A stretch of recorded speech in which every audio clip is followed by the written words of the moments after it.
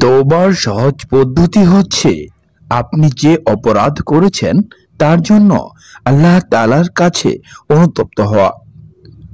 নিজের অপরাধ বোধ যদি সত্যিকার অর্থে জাগ্রত হয় তাহলে তা স্বীকার করা। এটা নবী করিম সাল্লাল্লাহু আলাইহি সাল্লামের একটি হাদিসের শিক্ষা।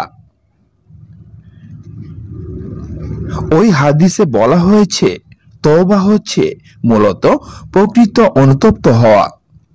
সত্যিকার অপরাধ যদি আপনার মধ্যে জাগ্রত না হয় তাহলে তো আসলে এখান থেকে আপনি প্রত্যাবর্তন করতে পারবেন না।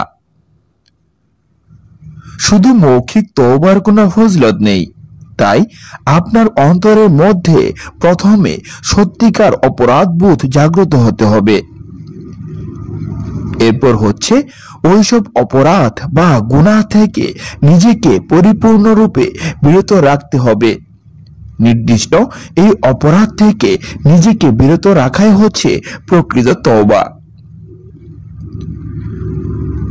অপরাধের স্বীকৃতি দিয়ে আপনি মৌখিকভাবে মহান আল্লাহ তাআলার কাছে ইস্তেগফার ও ক্ষমা প্রার্থনা করবেন।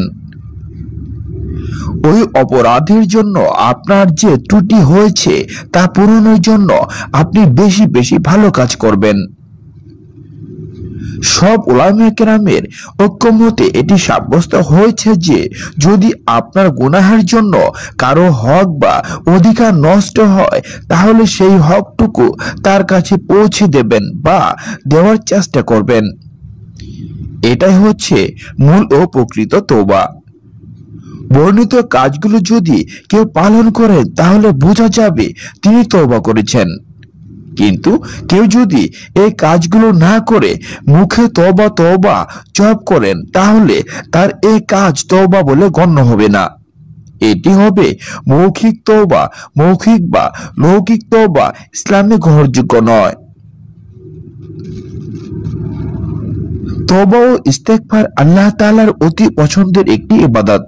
এই কারণে প্রিয় নবী হযরত মুহাম্মদ সাল্লাল্লাহু আলাইহি সাল্লাম নিষ্পাপ হওয়া সত্ত্বেও প্রতিদিন 70 থেকে 100 বার তওবা ও ইস্তেগফার করতেন।